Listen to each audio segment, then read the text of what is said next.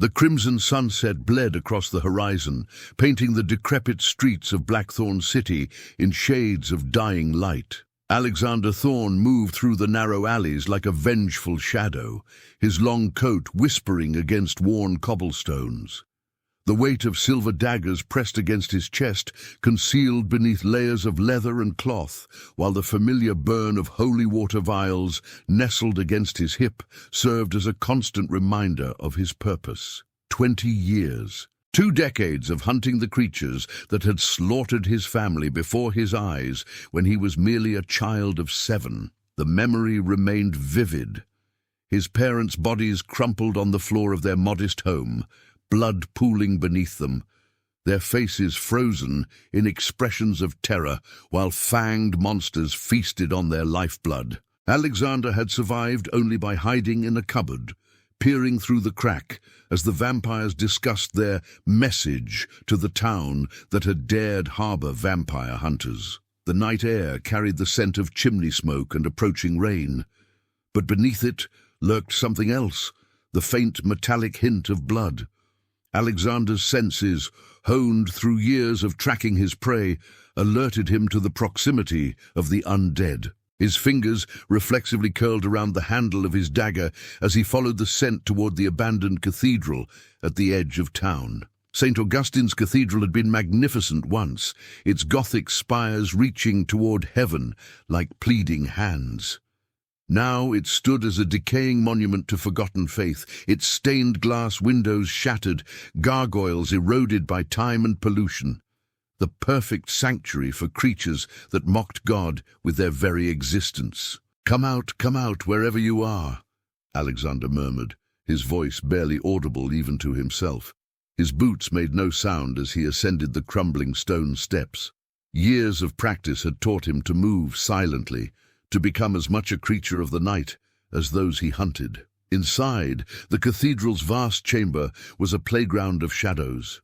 Moonlight filtered through the broken ceiling, creating silver pools on the dusty floor. Alexander inhaled deeply, catching the unmistakable scent of vampire, that peculiar blend of grave soil, centuries-old perfume, and something indefinably other. "I know you're here," he called, his voice echoing against the stone walls. "I can smell your rot." A soft laugh, melodious, almost beautiful, drifted from the darkness. "Rot?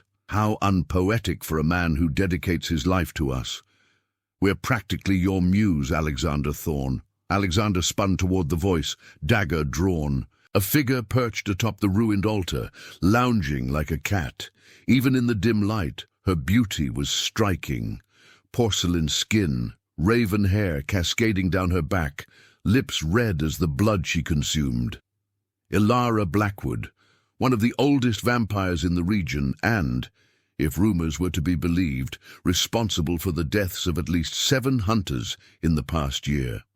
"I wouldn't call you my muse," Alexander replied, his voice steady despite the hatred burning in his chest. "More like a plague I've sworn to eradicate." Ilara's laugh tinkled through the cathedral again. "So passionate, so dedicated. Do you never tire of this endless pursuit? We are eternal, Hunter. Your lifetime is but a blink to us. I've sent enough of your kind to hell to make an impression." Alexander took a step forward, calculating the distance between them. "Your eternity isn't as guaranteed as you think." Something shifted in Ilara's expression, a flicker of annoyance, perhaps even fear. Good. She should fear him. His reputation as the Silver Shadow had spread throughout the vampire covens of Europe. 37 confirmed kills in the past decade alone. "You're becoming a nuisance, Alexander." Ilara's voice hardened. "The Council has taken notice." The Vampire Council, the ruling body of the ancient bloodlines. Alexander had always considered their existence to be more myth than reality, a boogeyman story vampires told to scare younger ones. "Should I be flattered?" he asked, taking another step. "You should be terrified." Ilara's eyes glowed crimson in the darkness. "They've dispatched the Blackthorn twins to deal with you." Alexander's blood ran cold. Even he had heard whispers of the twins, Cyrus and Seraphina Blackthorn, born vampires rather than turned, a rarity that granted them powers beyond those of common undead. They were the Council's executioners, deployed only when a threat required absolute elimination. "Send them," Alexander said, his voice betraying none of the unease that crept up his spine. "They'll fall like all the others." Ilara's smile widened, revealing the sharp points of her fangs. "They're already here." The air shifted behind Alexander, a whisper of movement too quick for human senses to properly detect. But Alexander wasn't entirely human anymore. Not after 2 decades of consuming vampire blood in small doses to enhance his abilities, a dangerous practice that walked the line between hunter and hunted. He pivoted, flinging a silver throwing knife in one fluid motion. There was a hiss of pain, then a blur of movement, as a male figure dodged the projectile with inhuman speed, though not before the knife grazed his cheek, leaving a smoking wound. "Impressive reflexes," came a deep, velvety voice. The male vampire emerged from the shadows, his resemblance to Ilara uncanny. Same raven hair, same ethereal beauty, but with harder edges, more angular features. Blood trickled from the silver-burned gash on his face, yet he smiled as if the pain amused him. "You've earned your reputation, Hunter." "Cyrus, I presume," Alexander said, reaching for another blade. "Where's your sister? Hiding in the shadows?" "I never hide," came a feminine voice, softer than Ilara's, but somehow more dangerous. Alexander felt the brush of cool fingers against the back of his neck before he could turn. "I prefer to observe before I strike."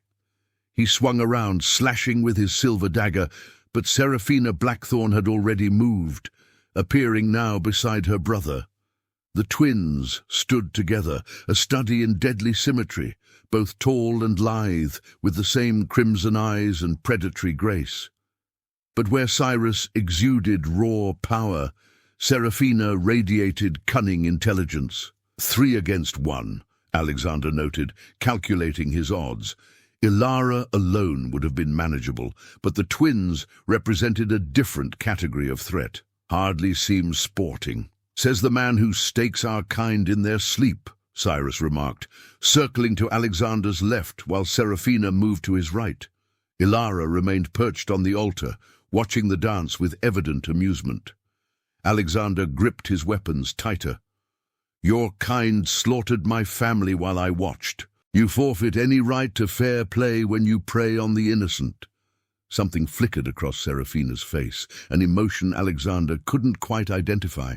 Not pity, but something close to it. "Not all of us choose what we become, Hunter," she said, her voice carrying a weight of centuries. "Not all of us revel in cruelty." "Save your philosophical debate for someone who hasn't seen what I've seen," Alexander spat. In a swift motion, he hurled a vial of holy water toward Cyrus, while simultaneously lunging at Seraphina with his dagger. Cyrus dodged the vial, which shattered against a stone pillar, sending blessed water spraying in a fine mist that hissed where it touched vampire skin. Seraphina met Alexander's attack with preternatural speed, catching his wrist before the silver blade could pierce her heart. "We're not here to kill you," she whispered, her face inches from his. Her eyes, this close, were not entirely crimson. Flecks of gold swirled within the red, like dying embers in blood. Not yet, at least. Alexander tried to wrench his arm free, but her grip was like iron. "Then why are you here?" "To warn you," Cyrus said, appearing suddenly at his sister's side. "The Council has ordered your death, yes, but there are complications." "What my brother means," Seraphina elaborated, still holding Alexander's wrist, "is that there are factions within vampire society. The Council represents the old ways, the predators who see humans as nothing but cattle. But there are others of us who seek coexistence." Alexander barked a laugh. "Coexistence? With blood-sucking parasites? I've heard that lie before." "Have you?" Ilara called from her perch. "Or have you been too busy slaughtering indiscriminately to notice the vampires who feed without killing, who protect their territories from more violent covens, who've lived among humans for centuries without detection because they harm no one?" The cathedral fell silent, save for Alexander's ragged breathing. 20 years of certainty wavered for a fraction of a second, then hardened again. "Pretty words from creatures with blood on their fangs," he said. With a surge of strength born of rage and practice, he broke free from Serafina's grip and retreated several steps, weapons at the ready. "Stubborn," Cyrus remarked to his sister. "Just as they said." "He's survived this long for a reason," Serafina replied, her eyes never leaving Alexander's face. "He's not a fool, merely conditioned." Alexander bristled at being discussed as if he weren't present. "Enough games. If you're not here to kill me, and I'm certainly not interested in your vampire politics, then we have nothing more to discuss." Serafina sighed, a surprisingly human gesture.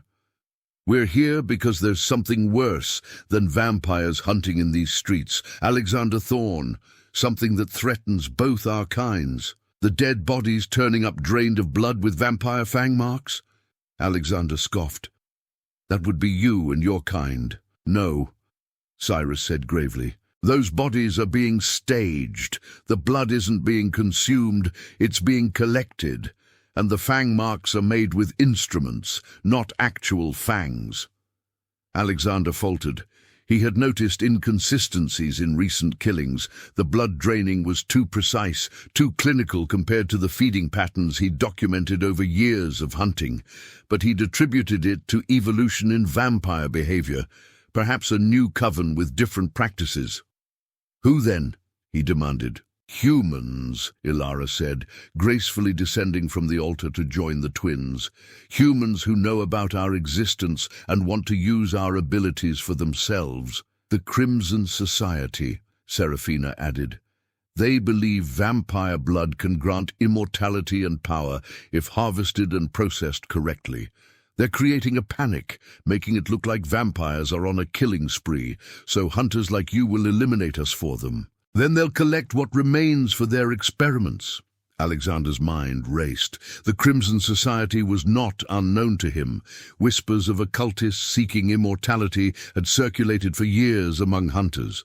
But he'd dismissed them as merely another vampire-worshipping cult, not a genuine threat. "Why should I believe you?" he asked, though his conviction had begun to waver. "This could be an elaborate trap."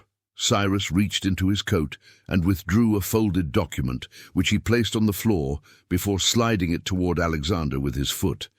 This was taken from one of their laboratories. "Read it, then decide." Keeping his weapons raised, Alexander crouched to retrieve the paper, unfolding it with one hand. It contained detailed notes on blood extraction techniques, chemical formulations, and clinical observations of test subjects injected with processed vampire blood. The letterhead bore an insignia he recognized, a crimson droplet encircled by thorns, the mark he'd seen tattooed on a man he'd encountered at a murder scene 3 weeks prior, a man he'd assumed was a vampire familiar, not a human conspirator. "Even if this is true," Alexander said slowly, "why come to me? Surely the Council has resources to deal with human threats. The Council is ancient and set in its ways," Serafina explained. "They believe direct confrontation with human organizations will expose our existence more broadly. They prefer to remain shadows in human nightmares, not confirmed realities. And we came to you," Cyrus added, "because despite your profession, you understand hunting. You know how to track, how to infiltrate, how to eliminate threats. Skills we need." Alexander's laugh was bitter. "So you want me to protect vampires now? To hunt humans instead? Have you forgotten what I am?" "We haven't forgotten," Serafina said softly. "But perhaps you have. You're a hunter of evil, Alexander Thorne. Not all evil wears fangs." Before Alexander could respond, the cathedral doors burst open with a thunderous crash. Figures in dark tactical gear poured in, wielding weapons that gleamed silver in the moonlight, but they weren't aimed at the vampires. They were aimed at Alexander. "Alexander Thorne!" called a commanding voice. "Step away from the vampires! You're being extracted!" Confusion flooded Alexander's mind. These weren't hunters. Their equipment was too advanced, too uniform, and hunters would never extract one of their own from a vampire encounter. They would join the fight. "Who are you?" he demanded. "Crimson Society Enforcement Division," the man replied. "You've been compromised by vampire influence.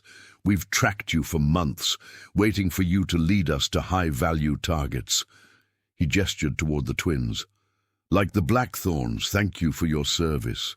In that moment, Alexander realized the trap had been set long ago, but not by vampires. The Society had been using him as an unwitting bloodhound, following his movements, studying his techniques, waiting for him to locate powerful vampires they could harvest. The realization came with a surge of rage. He had been manipulated, his grief and vengeance weaponized by humans, as monstrous as any vampire he'd hunted. As the armed men advanced, Alexander found himself backing toward the three vampires. For the first time in 20 years, he faced a terrible choice: stand with the monsters who had destroyed his childhood, or with the humans who had perverted his life's purpose. Serafina's voice came as a whisper near his ear. "Choose quickly, Hunter. Dawn approaches, and none of us can survive what comes next alone." Alexander's mind raced as the tactical team advanced. 20 years of certainty crumbled before him like the cathedral's decaying walls. The silver daggers in his hands, weapons that had become extensions of his body, suddenly felt foreign, their purpose questioned. "Make your decision, Hunter," Cyrus hissed, his body tensing for combat. The Crimson Society operatives moved with military precision, spreading out to cover all potential escape routes. Their leader, a tall man with a facial scar that pulled his mouth into a permanent half-smirk, gestured toward Alexander. "You've done excellent work, Thorn," the man called. "The Society has studied your techniques for years. Your dedication to exterminating the parasites is commendable. Join us officially, and we can perfect the work you've started." Alexander caught Serafina's glance from the corner of his eye. Something in her ancient gaze challenged him, as if she could see through the layers of hatred he'd wrapped himself in for 2 decades. "You used me," Alexander said, his voice dangerously quiet. "You made me your hunting dog." The Society leader's smirk deepened. "We merely observed a natural predator in his environment. Nothing more." Alexander's hand tightened around his dagger. "And the bodies? The ones drained and marked to look like vampire kills?" "Necessary sacrifices," the man replied without hesitation.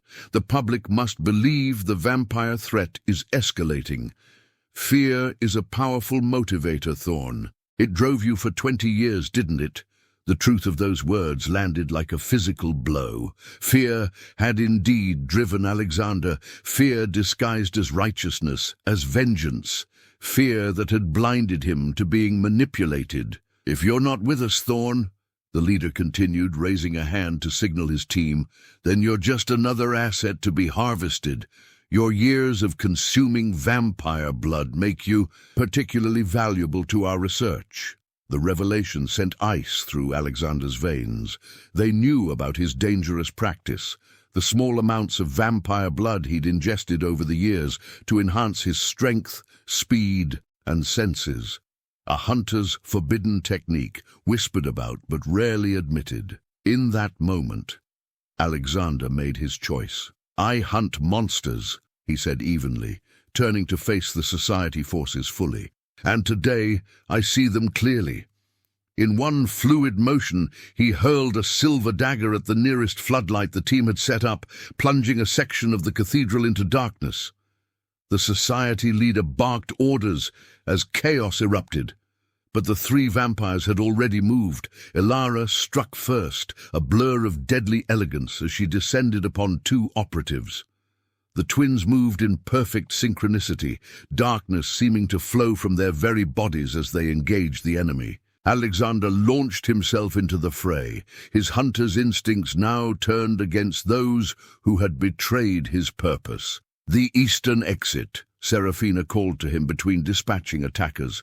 "There's a passage beneath the cathedral." Alexander fought his way toward her, noticing how she disabled rather than killed her human opponents. A restraint he hadn't expected from a vampire. Together, they cut a path toward the eastern transept, while Cyrus and Ilara created a diversion. "Silver nets deploying!" someone shouted from the crimson ranks. "Down!" Serafina cried, tackling Alexander to the floor as metallic webbing unfurled overhead, crackling with electricity. The specialized nets missed them, but caught Ilara, who screamed as silver burnt her skin, and electrical currents immobilized her. "Ilara!" Cyrus roared, abandoning his restraint. His features transformed, becoming less human as he tore through society agents to reach her. Blood sprayed across ancient stonework as his rage manifested in lethal force. "We have to go," Serafina urged, pulling Alexander toward a half-hidden doorway. "Cyrus will get her out another way." "And if he doesn't?" Alexander demanded, surprising himself with his concern for creatures he'd spent his life hunting. Serafina's eyes darkened. "Then we avenge them, but not by dying needlessly ourselves." They slipped through the doorway into a narrow spiral staircase leading downward. Alexander produced a small flashlight from his coat, illuminating worn stone steps that disappeared into darkness. "The catacombs beneath St. Augustine's," Serafina explained as they descended. "They connect to tunnels that run beneath half the city, remnants from when vampires needed more elaborate escape routes during the purges." "The purges?" Alexander asked, following close behind her. "The 1700s were not kind to our kind," she replied grimly, "nor to any accused of witchcraft or unholy communion. These tunnels saved many lives, vampire and human alike." The narrow passage opened into a wider chamber, lined with ancient stone sarcophagi. Cobwebs draped from the ceiling like macabre decorations, and the air hung heavy with centuries of undisturbed stillness. "We need to keep moving," Serafina insisted, navigating the chamber with the certainty of someone who had been there before. "The society will find the entrance soon enough." "Why did you save me?" Alexander asked abruptly, stopping in his tracks. "After everything I've done to your kind, all the vampires I've killed, why risk your life?" Serafina turned to face him, her eyes reflecting the flashlight beam with another worldly luminescence. "Because you were a child when monsters took everything from you," she said softly, "and in your pain, you became what you needed to be to survive. I understand that better than most." Something in her tone made Alexander realize she was speaking from experience. "You weren't born a vampire, were you? Despite what they say about the twins." A sad smile touched her lips. "Cyrus and I were turned in 1648. We were 17. The myth of us being born vampires is useful. It makes others fear us more. But no, Alexander, we were human once, like you." The sound of distant shouting echoed down the passage they'd come through, breaking the moment. Without another word, they continued through the catacombs, following a labyrinthine path that gradually sloped upward. "Where are we going?" Alexander asked after they had been moving for nearly 20 minutes. "There's a safe house near the river," Serafina replied. "If Cyrus and Ilara escaped, that's where they'll go. And if the society tracks us there," she gave him a sidelong glance, "then we'll face that problem when it comes. One battle at a time, Hunter." They emerged eventually through a rusted grate into an abandoned warehouse near Blackthorn's riverfront district. The building smelled of damp and disuse, its windows boarded, its floors strewn with debris from years of neglect. Serafina led him to a hidden door behind stacked crates, revealing a surprisingly well-appointed room beyond. Unlike the decrepit warehouse, this space was clean and functional. A simple bed, a desk with modern communications equipment, weapons mounted on one wall, and a small refrigerator humming quietly in the corner. "Vampire safe house," Alexander noted, recognizing the setup from similar hideouts he'd raided in the past.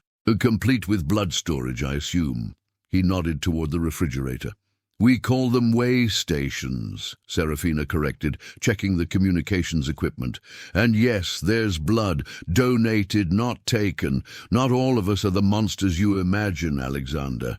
She typed rapidly on a keyboard, sending what appeared to be an encrypted message. I'm letting our network know about the Society's attack. If Cyrus and Ilara made it out, they'll respond. Alexander moved to the weapons wall, examining the collection. Alongside traditional vampire hunting implements, stakes, silver blades, UV emitters, hung modern firearms and what appeared to be military-grade explosives. "Preparing for war?" he asked, lifting a combat knife from its mount. "We've been at war for centuries," Serafina replied without looking up.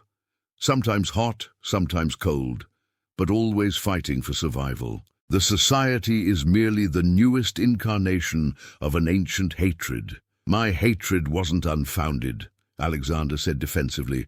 "I watched vampires murder my family." Serafina finally turned to face him. "Yes, and those vampires deserved your vengeance.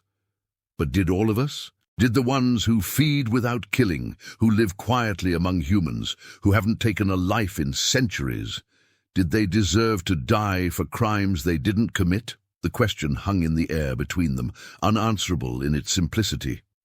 Before Alexander could formulate a response, the communications terminal chimed. Serafina rushed to it, relief washing over her face as she read the message.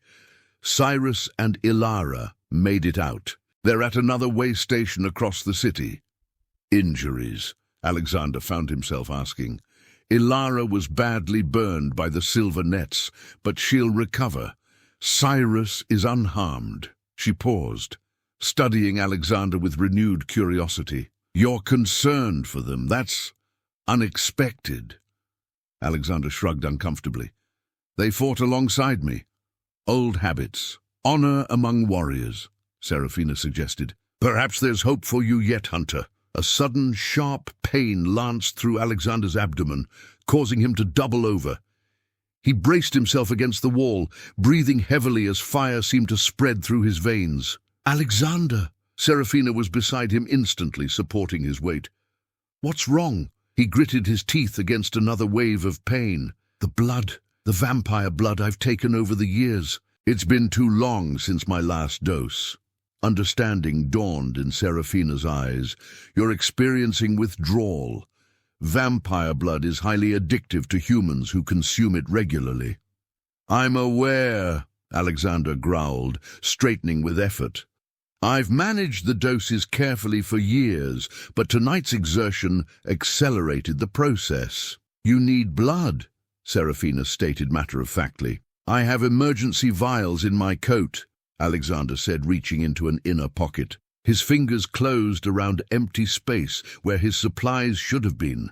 They must have fallen out during the fight. Serafina hesitated only a moment before rolling up her sleeve. "Take mine." Alexander stared at her in disbelief. "What?" "My blood will be stronger than whatever diluted samples you've been using. It will stop the withdrawal and probably enhance your abilities temporarily." She extended her wrist toward him. "We need you at full strength if we're going to survive the night, Hunter." "I don't," Alexander began, then doubled over as another spasm racked his body. "I've never taken blood directly from a vampire. Only collected it from those I've killed." Something like compassion flickered in Serafina's ancient eyes. "Consider it a truce, then. My blood freely given, not taken in violence." The pain was becoming unbearable, clouding Alexander's judgment. He had always justified his blood consumption as a necessary evil, using the enemy's strength against them. But taking blood directly from a living vampire who offered it willingly, it crossed a line he'd never imagined approaching. "It will create a connection between us," Serafina warned as she saw his resolve weakening. "Not a full blood bond, but I'll be able to sense you, and you me, for a time. If that's unacceptable—" "Do it," Alexander interrupted, his voice rough with pain. The withdrawal was worsening by the minute, and they couldn't afford to have him incapacitated, but only enough to stop the symptoms. Serafina nodded, using one sharp nail to slice a small wound in her wrist. Dark blood welled immediately, its scent hitting Alexander with unexpected force. His years of consuming vampire blood had attuned him to its properties, and the potent aroma of Seraphina's ancient blood made his previous doses seem like pale imitations. She held her wrist to his mouth, and after a final moment of hesitation, Alexander accepted it.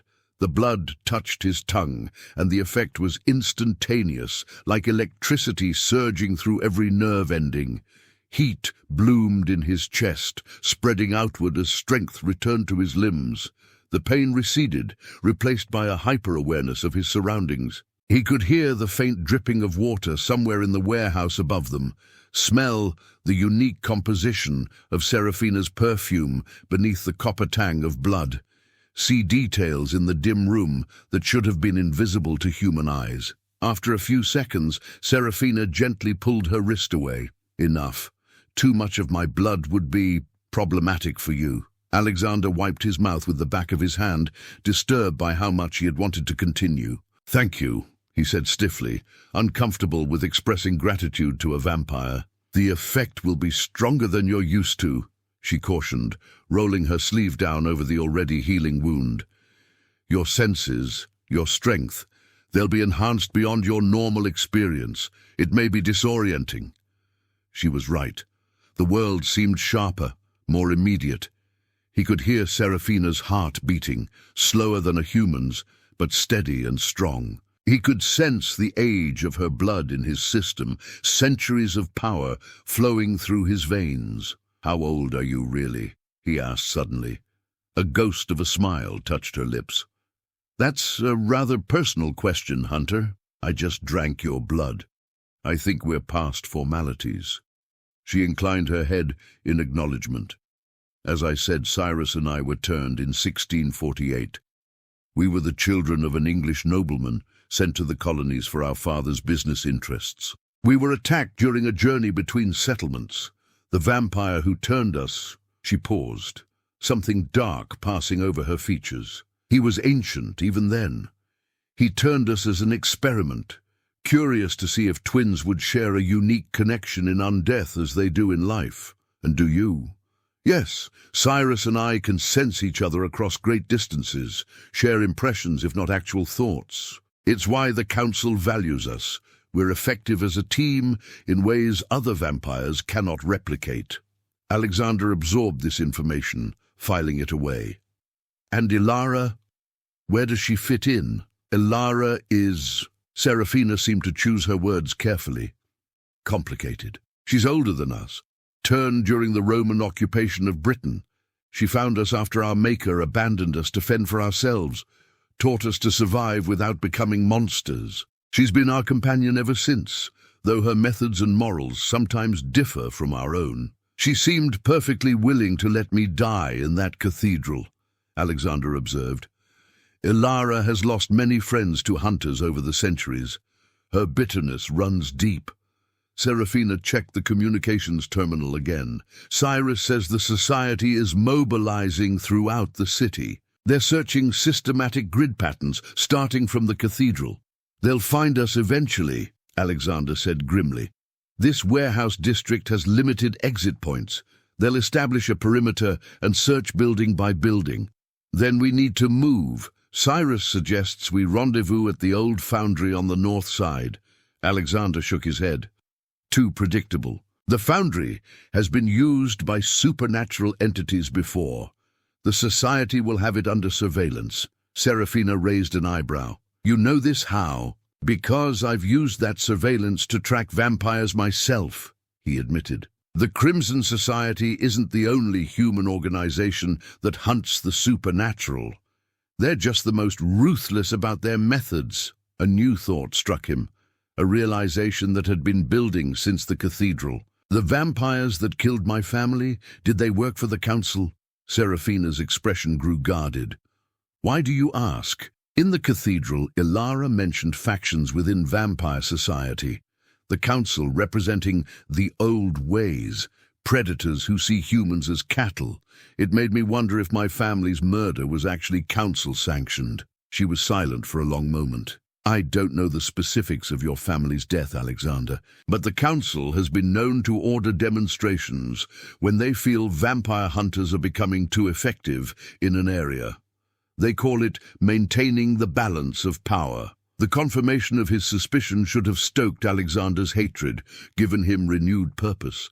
Instead, he felt a strange emptiness, as if the focus of his rage had become too diffuse to maintain its heat. "We should," Serafina began, but stopped abruptly, her head tilting as if listening to something beyond human perception. "They're here." Alexander reached for his weapons, his newly enhanced senses now detecting what Serafina had. The soft footfalls of multiple operatives moving into position around the warehouse. The society had found them faster than anticipated. "How many?" he asked, checking his remaining silver daggers and vials of holy water. "At least 12, Serafina replied, moving to the weapons wall and selecting a pair of elegant curved blades. "They have silver weapons and what smells like chemical agents, probably designed to incapacitate vampires." Alexander calculated their options rapidly. "Is there another exit from this room?" "A tunnel access point beneath the bed, but it's too obvious. They'll expect us to use it. Then we don't hide," Alexander decided. "We take the fight to them." Serafina looked at him with surprise.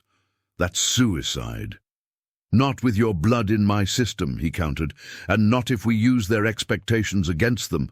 They think we're running scared, trying to escape.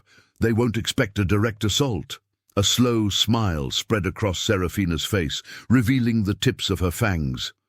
"I'm beginning to see why you've survived as a hunter for so long, Alexander Thorne. You think like a predator." "Tonight," he said, checking the UV emitter he'd taken from the weapons wall and setting it to a frequency that would disorient but not harm Serafina. "I hunt with one." They prepared quickly, Alexander outlining his strategy as they armed themselves. Serafina sent a final encrypted message to Cyrus, explaining their plan and arranging a new rendezvous point if they succeeded. As they stood ready at the door, Serafina placed a hand on Alexander's arm. "Whatever happens out there, whatever you learn in the days ahead, remember this moment. A vampire and a hunter choosing to fight together rather than destroy each other. Perhaps this is how change begins." Alexander met her gaze, finding himself unable to summon the hatred that had fueled him for so long. "Perhaps," was all he could manage to say. She nodded once, accepting his limited response. "Ready?" He gripped his weapons tightly, feeling Serafina's blood burning in his veins, lending him power he'd never known before. Ready, together, they burst from the room into the warehouse proper, where society operatives were closing in from all sides.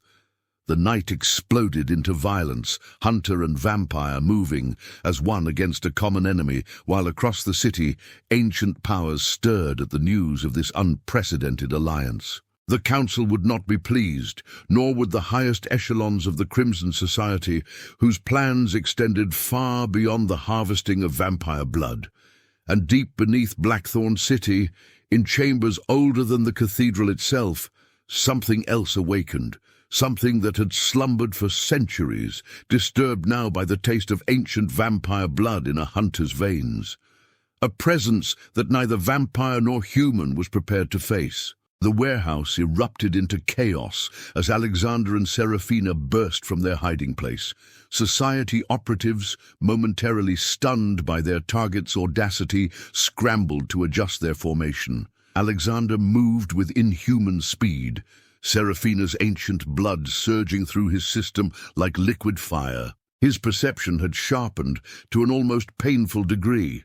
He could see the micro-expressions on each operative's face, hear the mechanical click as fingers tightened on triggers, smell the adrenaline pumping through their veins. "Left flank!" Serafina called, her voice cutting through the din as she launched herself at 3 operatives attempting to circle behind them.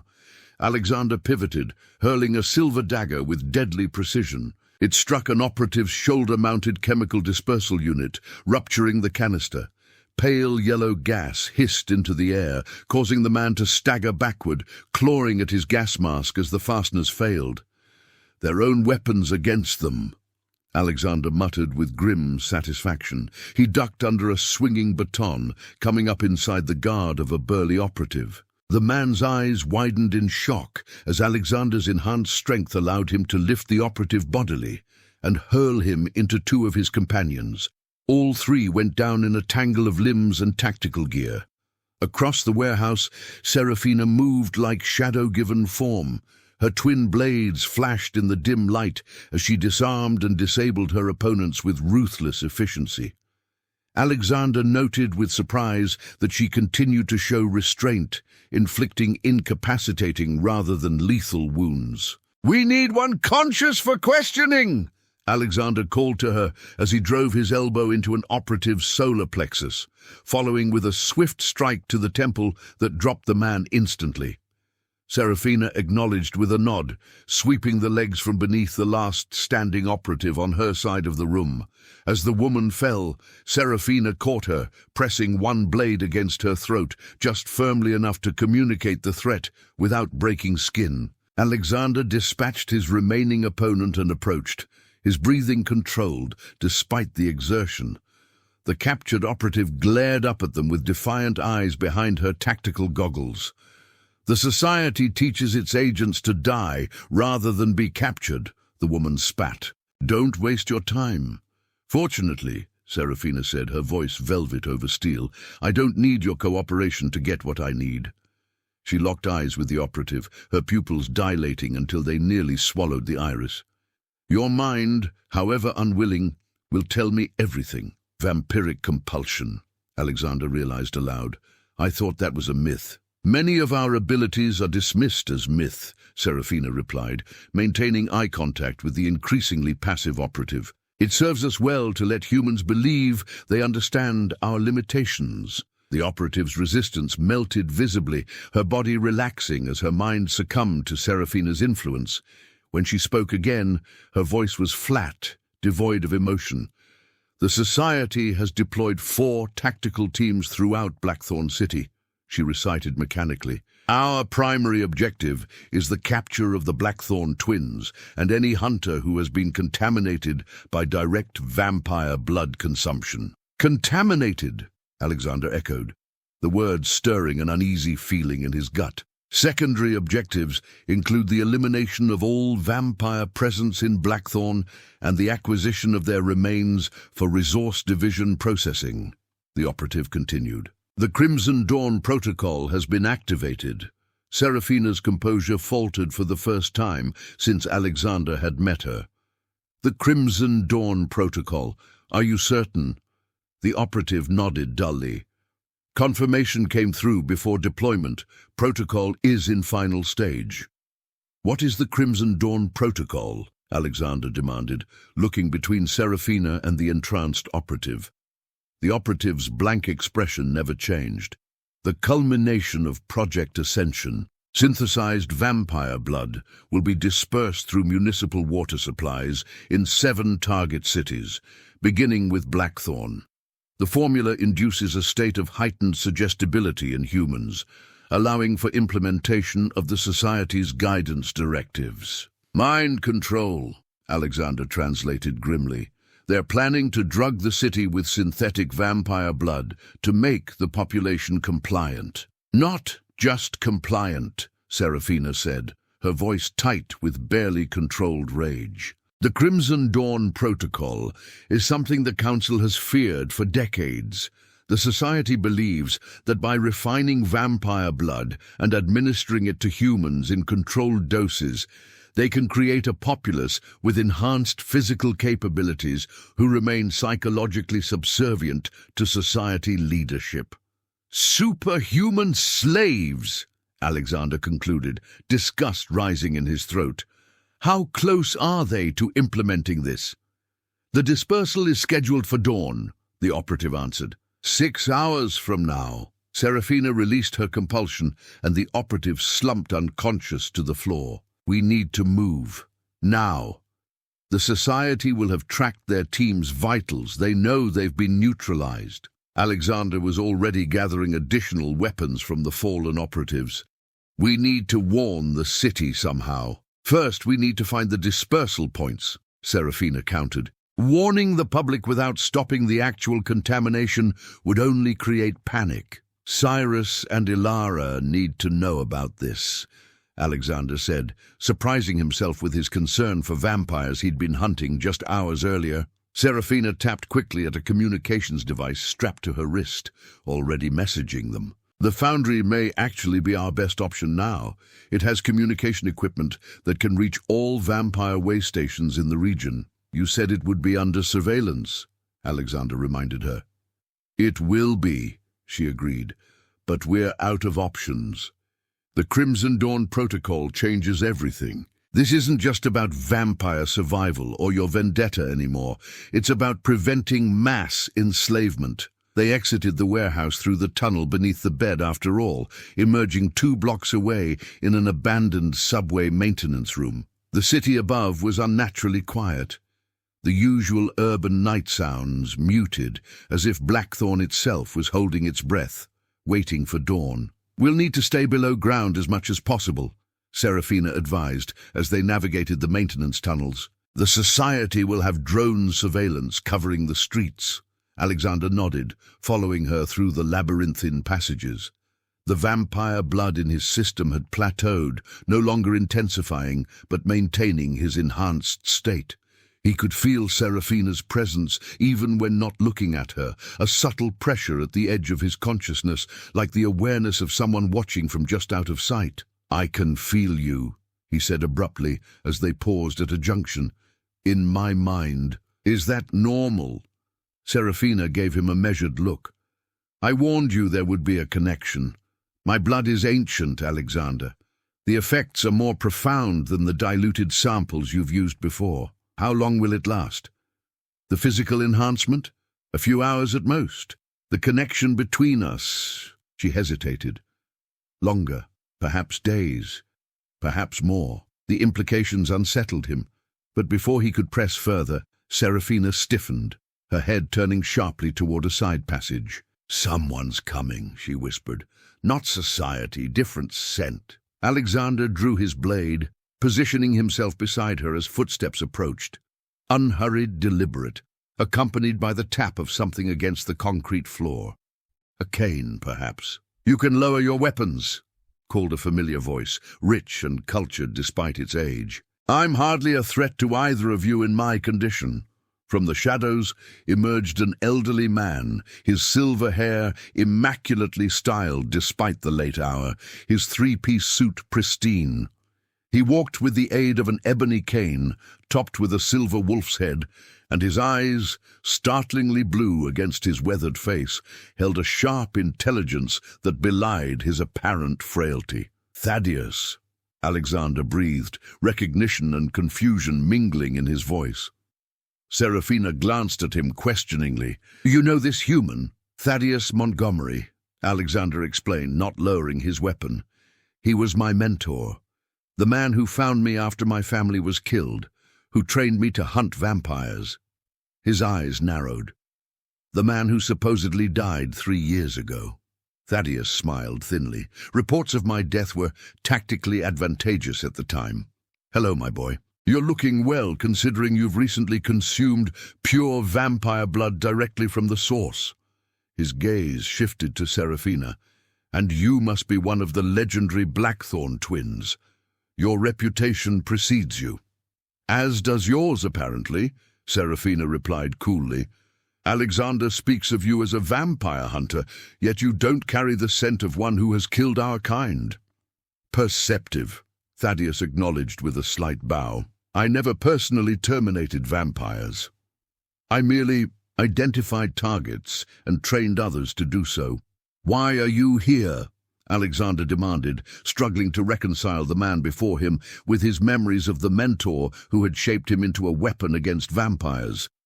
How did you find us? I've maintained surveillance on you since my death, Alexander, a precaution that has proven wise given recent developments.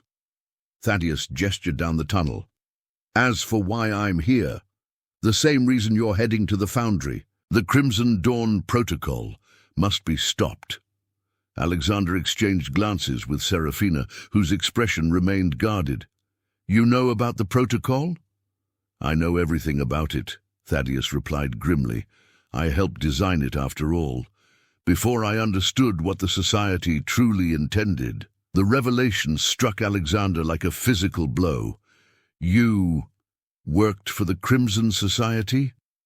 I founded it, Thaddeus corrected, his voice heavy with what sounded like genuine regret. In 1963, after my wife was killed by a vampire, the Society began as a research organization dedicated to understanding vampire biology in hopes of developing effective countermeasures. But over the decades, as we learned more about vampire blood and its potential applications, the mission evolved into mass mind control, Serafina said coldly. Not my intention, Thaddeus insisted. I stepped down as director 15 years ago when the board began pushing for more aggressive applications of our research. They saw opportunity where I saw atrocity. When I opposed them openly, an unfortunate accident was arranged. I barely escaped with my life. Alexander felt as though the ground beneath him had shifted. The man who had been like a father to him, who had nurtured his hatred of vampires, who had given purpose to his pain, stood revealed as architect of an organization more monstrous than many of the creatures Alexander had hunted. You used me, he said, the words emerging as little more than a whisper. All those years, training me, guiding my hunts. I was just another society asset. Thaddeus's expression softened. No, my boy, you were never that. I found you because I saw myself in you. A child broken by loss, consumed by the need for vengeance. I thought I could give your pain purpose, direction. What I failed to realize was that in nurturing your hatred, I was perpetuating the same cycle of violence that created the society's current leadership. A touching confession, Serafina interjected, but we're running out of time. If you truly oppose the Crimson Dawn Protocol, what do you propose we do to stop it? Thaddeus straightened, some of his old authority returning to his bearing. The protocol requires 3 synchronized distribution points to effectively cover Blackthorn City. The primary control center is at the Foundry, your original destination. The other 2 are at the water treatment plant on the east side and beneath St. Augustine's Cathedral. The cathedral? Alexander asked sharply. There's nothing beneath it but ancient catacombs. So, the Society wanted everyone to believe, Thaddeus explained. In truth, we established a research facility in the deeper levels decades ago. The vampire way stations in this city were built above a much older network of tunnels, passages that predate even vampire presence in Blackthorn. Serafina's expression changed, a flicker of what might have been fear crossing her features. The deep ways. We've always known they existed, but the Council forbade exploration.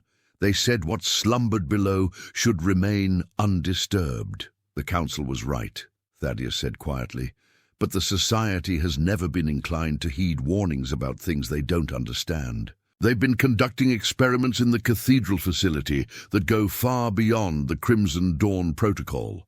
Experiments involving certain artifacts recovered from the deep ways.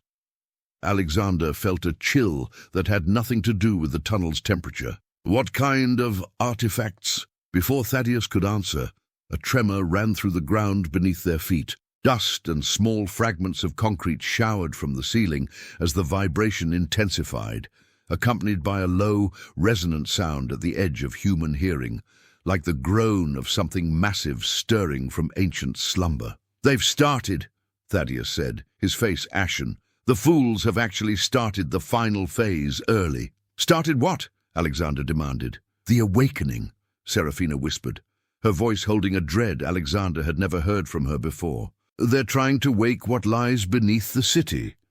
Thaddeus nodded grimly. The Society leadership believes that vampire blood is merely a stepping stone. Their ultimate goal is to harness what they call the primordial, an entity they believe predates human civilization, whose blood supposedly granted the first vampires their immortality. Another tremor, stronger than the first, shook the tunnel. Cracks spiderwebbed across one wall, water beginning to seep through. We need to split up, Thaddeus decided, his tactical mind asserting itself. 3 targets, 3 teams. Alexander, you and Serafina take the cathedral. Your combined abilities give you the best chance against whatever's happening down there. I'll contact another ally to handle the water treatment plant while I take the foundry. What ally? Alexander asked, suspicion edging his voice. And why should we trust you at all, given everything you've just revealed? Because I'm the one who hid the fail-safe codes for the Crimson Dawn systems, Thaddeus replied. Without me, you cannot shut down the dispersal mechanisms. As for my ally, a tight smile creased his weathered face. Let's just say the Council and I have reached a temporary understanding regarding mutual threats. Serafina's communication device chimed. She checked it quickly, her expression darkening. Cyrus and Ilara have encountered heavy society resistance near the cathedral. They've retreated to a secure location, but report unusual activity around the building, energy signatures unlike anything they've seen before. It's starting, Thaddeus murmured. We don't have much time. He reached into his coat and withdrew a small metal case, which he handed to Alexander. This contains injection compounds that will temporarily neutralize the vampire blood in your system if necessary. If what's awakening can indeed sense vampire blood in human veins, you may need to mask your signature to approach undetected. Alexander accepted the case reluctantly. I'll need the enhanced abilities to fight whatever's down there. Balance the risk, Thaddeus advised. Now go. We have less than an hour before the process becomes irreversible. As they parted ways, Alexander felt the weight of 20 years of certainty crumbling around him. Everything he'd believed about vampires, about his mentor, about his purpose, had been built on half-truths and manipulations. And yet, as he moved through the tunnels with Serafina at his side, a strange clarity was emerging from the ruins of his former convictions. They navigated the underground passages in tense silence until they reached an ancient iron door that Serafina identified as a direct route to the catacombs beneath St. Augustine's. Alexander, she said quietly as they prepared to enter, whatever we find on the other side, whatever this primordial entity might be, you should know that even the oldest vampires speak of it with terror. If the society has truly awakened it, we may not survive this night. Alexander met her gaze, finding himself strangely comforted by the connection between them. A tenuous bridge across centuries of hatred and misunderstanding. Then we die fighting. Together, she agreed, a solemn promise in the word. The iron door opened with a protesting groan of ancient hinges, revealing a passageway illuminated by an eerie, pulsing blue light. The air that wafted from within carried the scent of something Alexander could not name. Ancient beyond reckoning, neither alive nor dead, but existing in some state beyond human comprehension. As they stepped through the doorway, the tremors intensified, and deep within the earth beneath them, something answered their presence with a sound that was felt more than heard, a vibration that resonated in the marrow of their bones. In that moment, Alexander knew with terrible certainty that they had crossed a threshold from which there could be no return. Whatever awaited them in the depths beneath St. Augustine's cathedral would change not just their lives, but the very nature of the world they thought they knew. The blue light pulsed once more, brighter, beckoning them deeper into the catacombs where ancient evil and modern ambition had formed an unholy alliance. Together, hunter and vampire descended into the abyss, following the light toward a confrontation generations in the making. As Alexander and Serafina descended deeper beneath St. Augustine's cathedral, the blue luminescence intensified, casting elongated shadows that danced across ancient stone walls. The passageway narrowed, forcing them to proceed in single file, the ceiling gradually lowering until Alexander's shoulders nearly brushed the rough-hewn rock. "This architecture predates human civilization," Serafina whispered, her fingers tracing symbols etched into the stone, curves and angles that seemed to shift when viewed directly. "These markings, they're not from any vampire language I know." The air grew increasingly dense, carrying a metallic taste that coated Alexander's tongue. With each step, he felt the vampire blood in his veins responding to something ahead, an ancient calling that pulled at him like an unseen tide. "Do you feel that?" he asked, his voice barely audible. Serafina nodded grimly. "It recognizes the blood. My blood, in your veins. We're being welcomed." The passage eventually opened into a vast chamber that defied architectural possibility.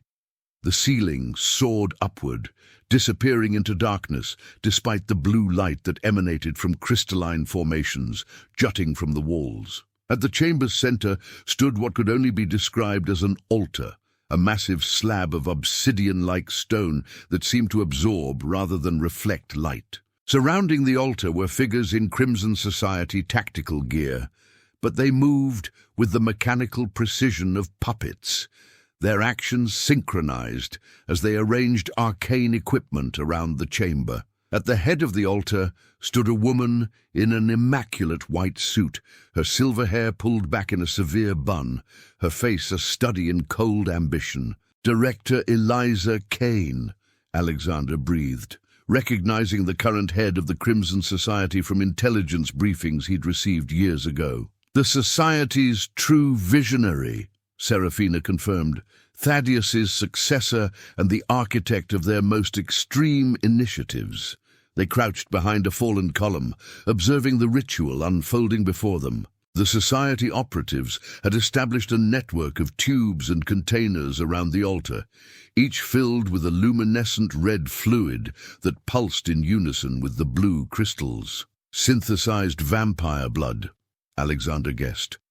"Mixed with something else," Serafina said, her nostrils flaring. "Something ancient, I think they found a sample of the primordial's blood. Perhaps preserved in these very chambers."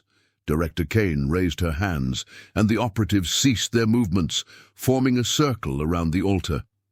When she spoke, her voice carried throughout the chamber with unnatural clarity. "For centuries, humanity has cowered in the shadow of supernatural predators, vampires, werewolves, entities beyond our comprehension, all feeding upon us, treating our kind as cattle or playthings. Tonight, we reverse that natural order."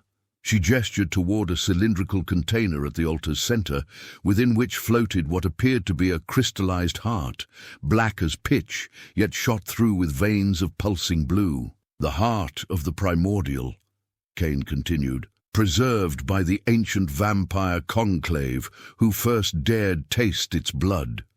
With it, we complete the formula that will elevate humanity beyond its current limitations.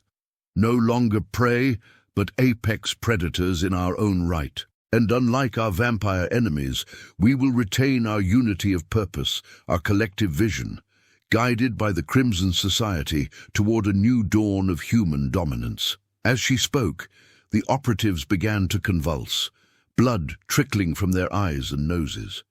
Yet they remained standing, their faces expressionless, even as their bodies betrayed signs of internal catastrophe. "My God," Alexander whispered.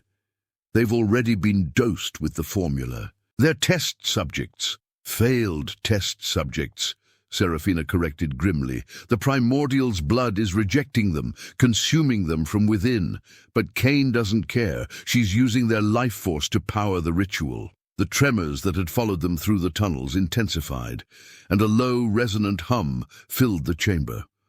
The crystallized heart in the container began to pulse more rapidly, its blue veins brightening with each beat. "We need to stop this now," Alexander said, reaching for his weapons, "before whatever's happening completes." Serafina caught his arm. "Wait, look." From the shadows at the chamber's far end emerged two familiar figures, Cyrus and Ilara, moving with preternatural stealth toward the altar from the opposite direction. Ilara's skin still bore the silvery burns from their earlier encounter, but her movements betrayed no weakness. Cyrus caught sight of them and made a subtle gesture. "Wait. Coordinate."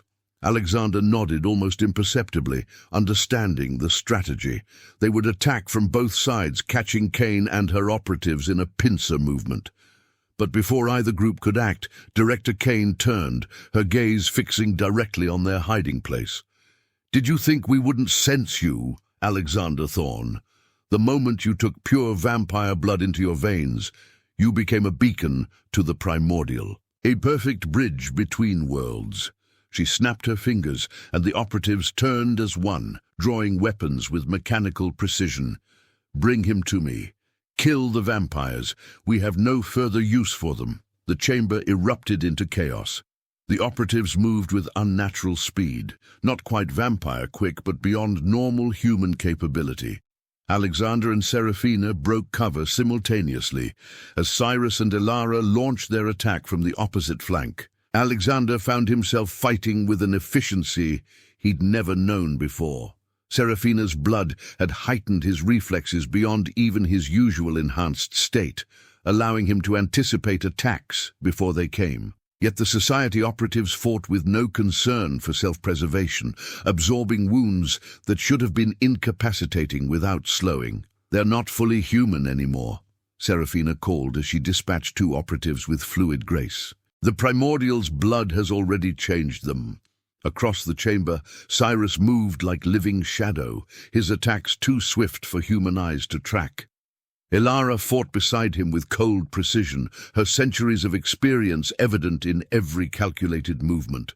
Together, they carved a path toward Director Kane, who watched the battle unfold with clinical detachment. Alexander fought his way toward the altar, understanding instinctively that the crystallized heart was the ritual's focal point. If they could destroy it, perhaps they could halt whatever awakening had begun. As he neared the obsidian slab, Kane finally showed emotion, a flash of panic crossing her composed features. She pressed a device on her wrist, and the tubes surrounding the altar began pumping the red fluid directly into the container, housing the primordial's heart. "You're too late, Hunter," she called. "The integration has begun. The primordial awakens, and through it humanity ascends." The chamber shuddered violently. Cracks appeared in the floor around the altar, seeping that same eerie blue light.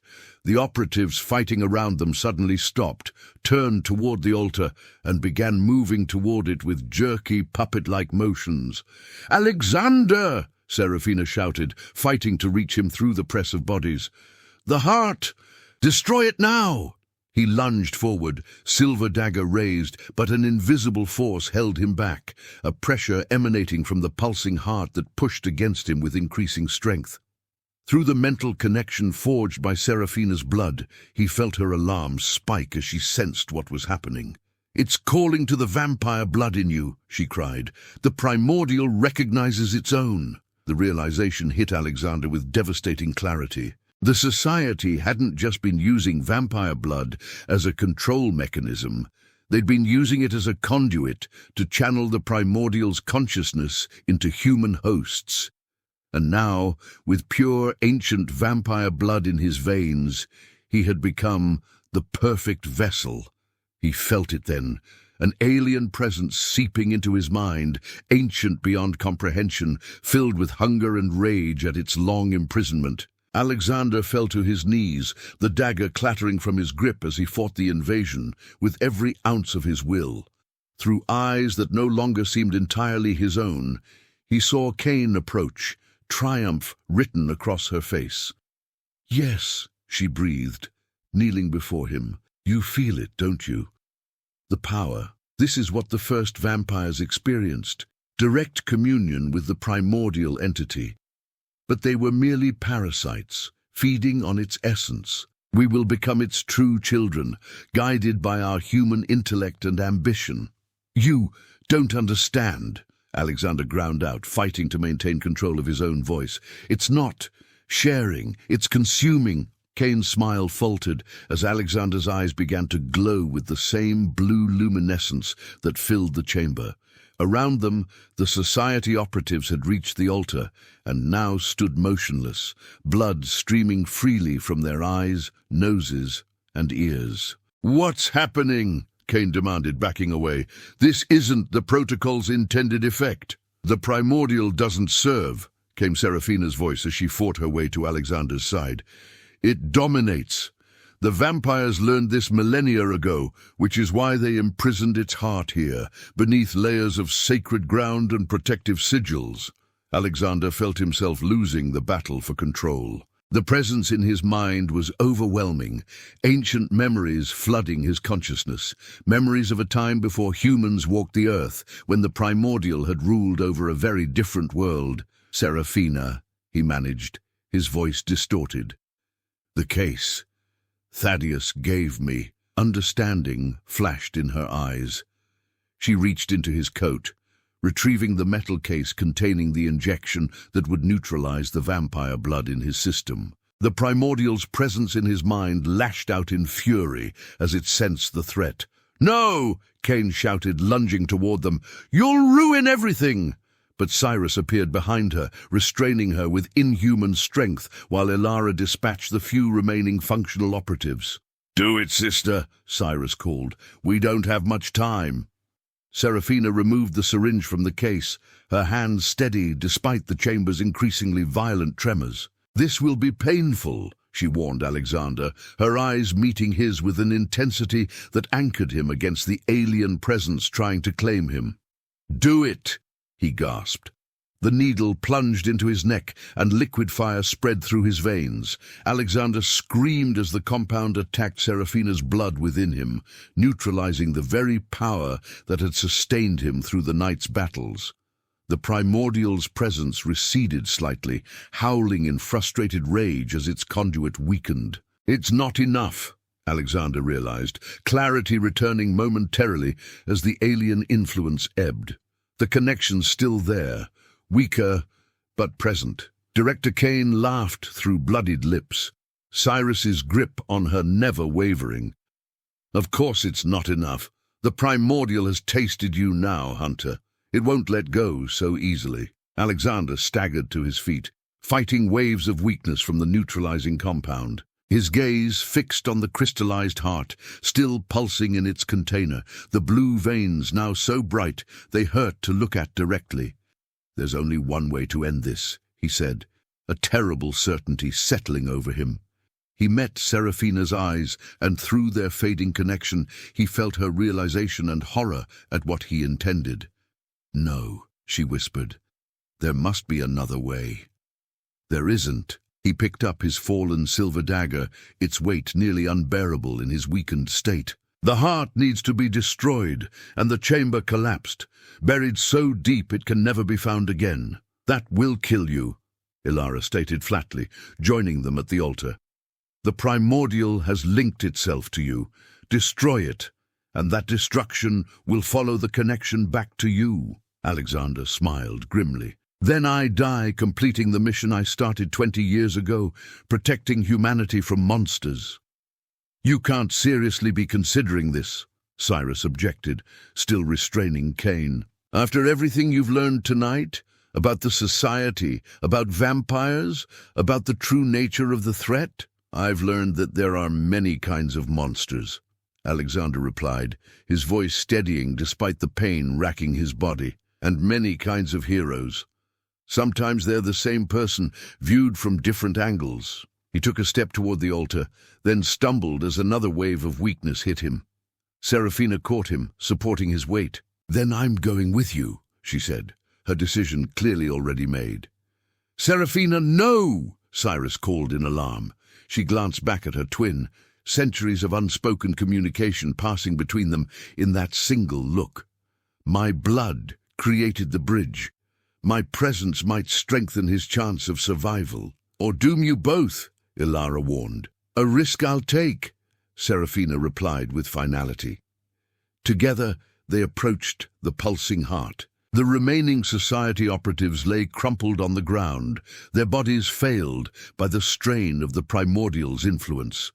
Only Kane remained conscious, watching with a mixture of rage and fascination from Cyrus's unyielding grip. "How do we destroy it?" Alexander asked, raising the silver dagger.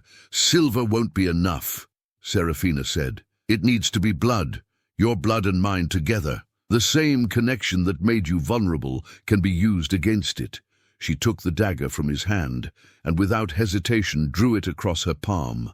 Dark vampire blood welled from the wound. She then cut Alexander's palm, pressing their bleeding hands together before placing them both against the container housing the heart. "Whatever happens," she said softly, "I'm glad we found another way, beyond hatred, beyond the roles we were given."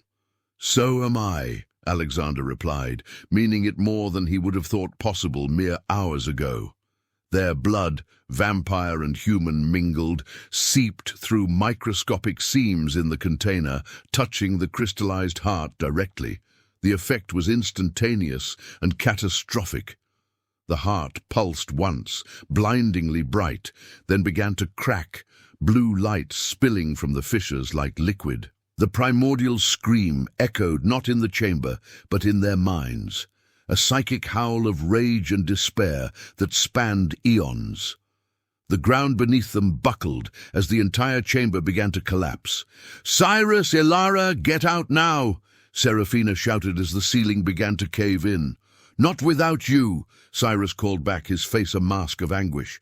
"Go," Alexander commanded. "We'll follow." The twin vampires locked eyes one final time, and then Cyrus, dragging a struggling Cain with him, retreated with Ilara toward the passage through which they'd entered. Alexander and Seraphina remained at the altar, their hands still pressed against the container as the heart's disintegration accelerated. Alexander felt the primordial's death throes reverberating through his body, tissue and bone threatening to tear apart under the strain. "I can't hold on much longer," he gasped. "You don't have to," Seraphina said, her free arm wrapping around him.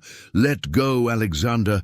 I've got you." The heart shattered with a sound like the end of the world, releasing a shockwave that obliterated the altar and sent them flying backward.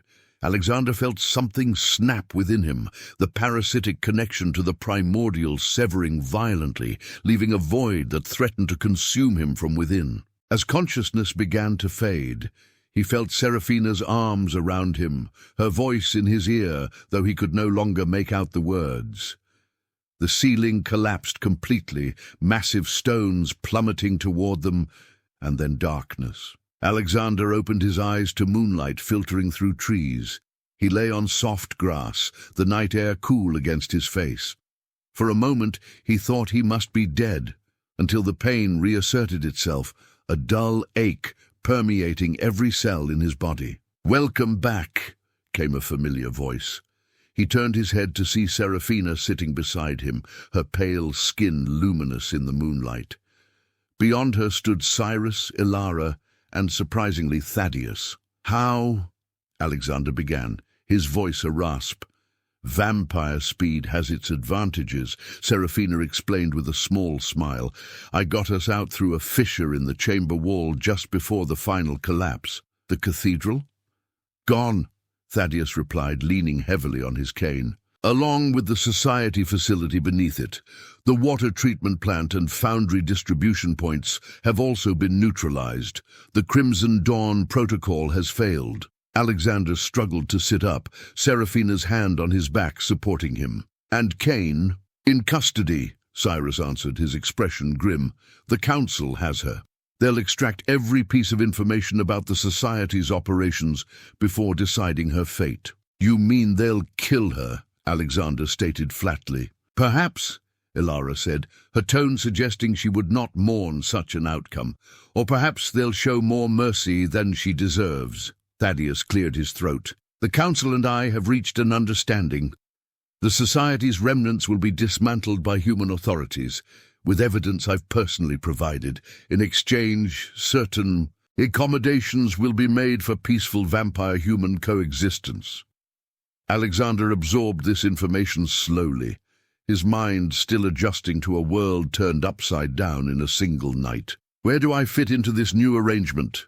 he finally asked. "I'm not exactly vampire-friendly by reputation." "That depends entirely on you," Seraphina said softly. "The hunter you were died beneath St. Augustine's tonight.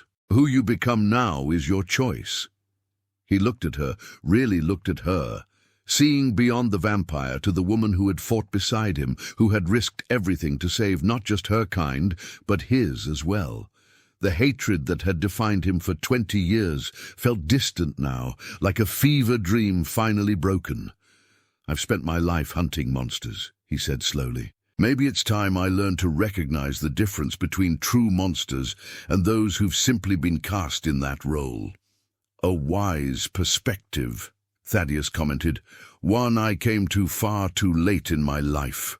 Dawn was approaching, the eastern sky beginning to lighten. Ilara glanced toward it uneasily. "We should seek shelter." "Go," Serafina told them. "I'll join you shortly." The others withdrew, leaving Alexander and Serafina alone in the growing light. For a long moment neither spoke, the weight of shared experience creating a different kind of bond between them, now that her blood no longer flowed in his veins. "What will you do?"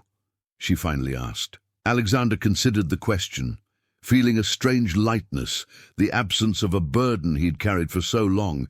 He'd forgotten what it felt like to stand unbowed. "I still believe in protecting people from genuine threats. That hasn't changed. But perhaps the definition of threat needs reassessment." He reached out hesitantly, his fingers brushing hers. "And you? What does an ancient vampire do when centuries of hiding are no longer necessary?" "Learn to live in the light, perhaps," she replied, a smile touching her lips as she entwined her fingers with his. "Or at least the shadows adjacent to it. After all, some habits are hard to break." The first ray of sunlight crested the horizon, touching Serafina's face with golden warmth. She didn't flinch or burn, merely closed her eyes briefly, savoring the sensation that had been denied her for centuries. "You can withstand daylight?" Alexander asked in surprise. "For short periods, with considerable discomfort," she explained. "Another myth that served our protection. Not all sunlight burns, not all vampires kill, not all hunters hate." Her eyes met his. "Perhaps there's room for new stories now." As the sun rose on Blackthorn City, hunter and vampire sat together on the border between night and day, their shadows stretching behind them, no longer divided but intertwined in ways neither could have imagined in the darkness of the previous night. The ancient evil beneath the city lay entombed once more, but the world above had changed irrevocably.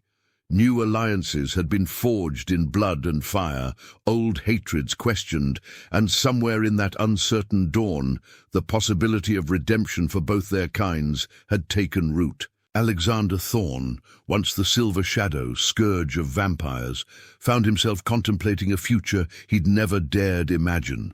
One where the line between monster and man blurred, where ancient enemies might become unlikely allies, and where even a heart hardened by 20 years of vengeance could remember how to hope again.